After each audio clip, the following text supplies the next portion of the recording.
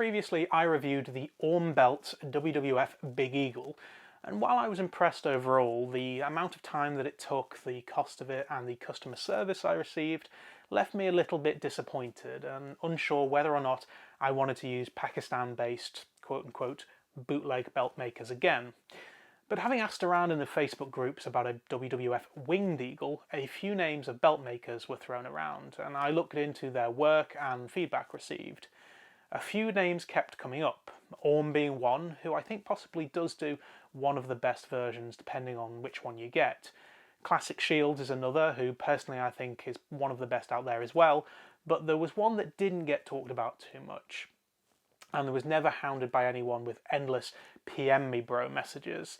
So I eventually pulled the trigger and got one from a guy calling himself Wakas Nazir. Now I'm not too sure if that's his real name or one that he just uses on Facebook, but he also sells through his Facebook group called FclubVK, which I'll put a link to in the description, and his eBay store as well. He said he had dual-plated Winged Eagles in stock, with all gold versions on the way, and gold tips for the leather available as well. I took the plunge, and within a week or so, this beauty arrived at my home. So let's take a look at some of the details and also see how it compares to an officially licensed version that you'd get from WWE Shop for around about the same price. When I first got this belt, I was really impressed with the quality of it, especially for the price that he charges for them. It's nice floppy leather, the plates are deeply etched. There are a few areas where I think it probably could be improved, and I'll go through those in more detail. But just a little look around this. So this is obviously the dual-plated version, with the leather cut where the tips of the eagle's wings here just come over the leather a little bit. Obviously the WWF Block Logo on here. That's important to note because the official replicas obviously can't use this logo anymore. It's got the Block Logo on all the side plates, including a logo plate, a sixth logo plate. On the official replicas, obviously these days, these will all be WWE Block Logos. One thing that I probably should note is that although this belt does have a belt tip, this is a two-tone, one gold on one side, silver on the other, this doesn't come as standard. He does charge, I believe, about $50 extra for this, and I think if you're going to get a Winged Eagle, it should have a belt tip on it, really. Honestly, I think he should have those as standard, but if some people are happy not to have it, then that's fine too. One really important thing to note as well is that when you're looking at a replica of a Winged Eagle compared to a WWE Shop, these sidebars should always be attached. On the official ones, they're not, and I'm going to show you those in a little bit. But they should always be attached. Now, these are areas of contention a little bit, because it can sometimes show the difference between some of the really high-priced replicas and some of the lower-priced replicas. Now, obviously, this would be considered a lower-price replica, and generally speaking, I don't really see why. Like for belts that would charge you, sometimes up to 3 times as much as this, I don't think it's really worth the money to pay up to $1,200 for a quote-unquote bootleg, and I have seen those prices. But one thing that this one is sort of a weakness compared to others is, if I just remove this from propping this up, on these sidebars here, if I bring this up, there are 2 areas really. There is the welding on these sidebars where these parallel bars touch the curved edge. It's a little bit rough on this belt, I have to say. When you see it from the front, it's not so bad, but when you lift it up, you can actually notice where those welds are. And then also, if I just fold this over, there is sort of a relief plate on the back here, which is sort of glued, and then you can see the bolts where the relief plate, the parallel bars have been welded to the relief plate, and then that has been sort of screwed and then glued to the back. So when the belt is held like this, you can see where they've been attached. And considering this leather work is nice and floppy, which is actually something I really like, one thing that a Winged Eagle should do is have those bars stick out. If I can show you like that. So when it's held a certain way, the bars should stick out over the edge of the leatherwork. Other than that, I don't really have too many criticisms for this belt. You know, obviously it is not one of the more high-priced ones, so there are going to be a few areas where you can tell it's not the best quality out there, but I really, really like this belt. I really like the leatherwork on it. I really like the look of the plates. I really like the etching on it. And one thing that's really important is this belt is around about $400 to $450, which I think is at the time of filming this is around 360 odd pounds. Now, in the WWE shop at the moment, you can get various versions of their official Winged Eagle, which I'm going to bring in now.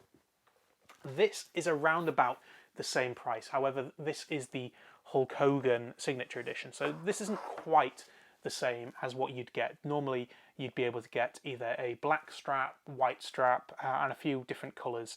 And there are also various other Signature Series ones. As I say, this is the Hulk Hogan one.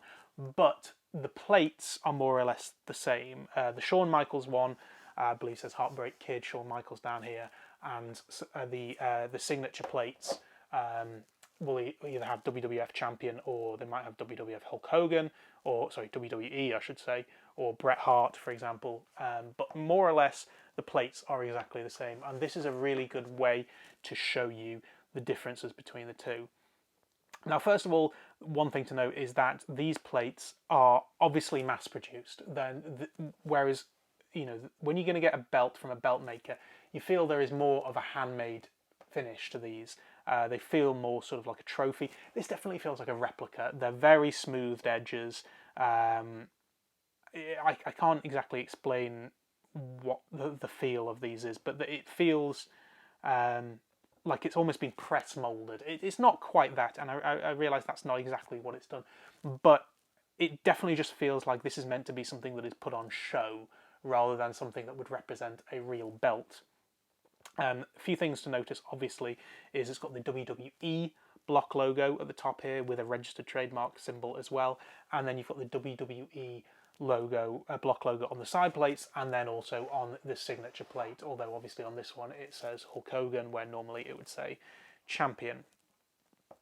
One thing that's odd about the main plate is that it feels a little bit like they've taken a Winged Eagle, which has a curved plate, and they've almost sort of pressed it from side to side to make a mould, because it actually feels a lot stretched out. So if I just remove this from propping this up, if we take a look at the two, I can't quite get them both in shot, but if we take a look at the two, this one definitely feels stretched out. Obviously, this is certainly flatter than this centre plate here, but it does feel like the artwork is very stretched out, particularly if you take a look at the globe. Now, the globe on this one is a circle, as it should be, but on the official replica, it is very much sort of a squashed oval. And I have a feeling that is because this has been sort of moulded in that way, where it's been sort of taken and then, because it's curved, sort of rolled into a mould almost to create a cast for it. So the dimensions for this don't quite feel right. And then the most obvious thing is these side plates, which are these sidebars, which are not attached to the main plate in any way. In fact, if I flip it over, these are in fact their own. Very careful. These are in fact their own sort of bars with their own metal studs, metal screws to keep them in place. So it's not the most accurate replica of a Winged Eagle out there.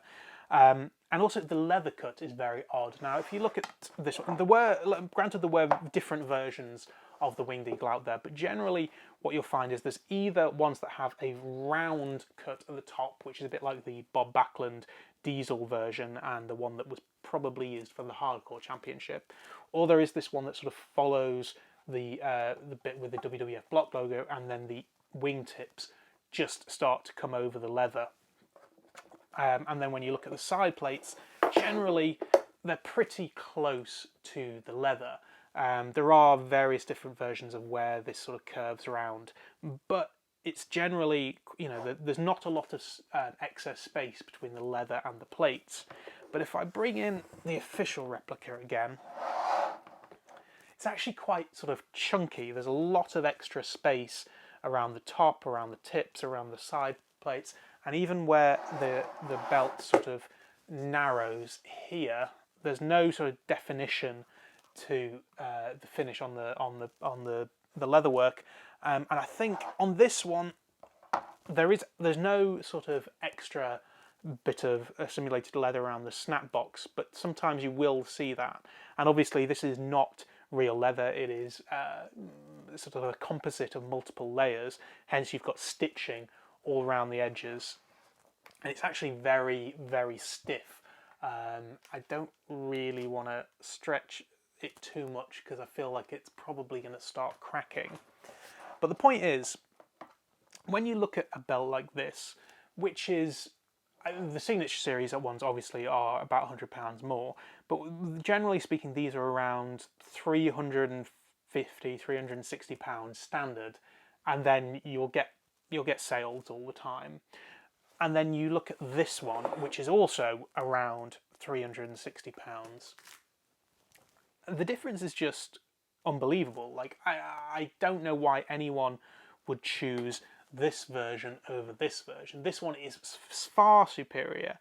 And also, crucially, it has the things that really make the characteristics of this belt, which are the sidebars and the old school WWF Block Logo. I get it, if you want to have a Signature Series belt, if you want to have the Hulk Hogan one, the Shawn Michaels one, there is a Bret Hart one as well, then of course, you're probably going to want this version. But honestly, I have a feeling that if you went to a belt maker and said, look, I want a strap that looks like this, with Hulkamania, with Running Wild on the other side, and then with the logo plate that says Hulk Hogan on it, but all with WWF logos and with sidebars attached, chances are they're going to be able to make you one for around about the same price, maybe a little bit more, but I would say that's much more worth your money to go to a maker than actually go to WWE Shop. But that's my opinion anyway. So ultimately, is it perfect? No, it's not. From what I've seen, there are better versions out there, but considering Orm will charge a couple $100 more for what he calls his SD version, and I've seen prices of over $1,200 for what he calls his HD version, and then you'll probably have a long wait time unless he has some in stock ready to ship. And then Classic Shields can charge around $900 and possibly have a longer wait time, all the while the Master Series and real Reggie Parks versions will cost you thousands. All things considered, this is a really good alternative.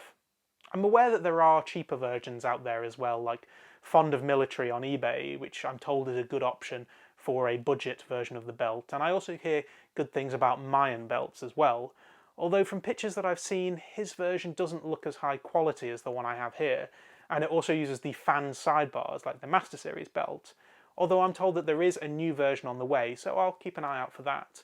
As a side note, Mayan does seem to do an awesome AEW replica that I've had my eye on. I think it's safe to say that Orm and Classic Shields are arguably the most accurate replicas out there, but either way I'm really happy with this one from Wwe. The quality is great, and one thing that really suits me is the leatherwork. Now, I really like floppy leather. It gives the belt a more ring-used look, and this is exactly how I would want it. And crucially, this is around the same price as the standard RRP on the WWE Shop. Granted, most people will wait until there's a sale on to buy, but the quality of this belt compared to the officially licensed versions is just night and day. And that's the point, really. It's about where can you get the best bang for your buck. And honestly, given the price, the quality, the time that it took to ship, and the customer service, this is one of the best belts in my collection, all things considered. So much so that I'm already working with him on my next belt, which I hope to show you soon. I do need to mention that I'm not being paid for any part of this review, nor am I getting any kind of commission from the seller. But even so, I do believe that he's interested in how effective getting reviews for his belts are, so I'll include a link to the Facebook group in the description below, and if you inquire about a belt, do let him know that you were sent from the Pomelo Retro video. But until next time guys, I'll see you later.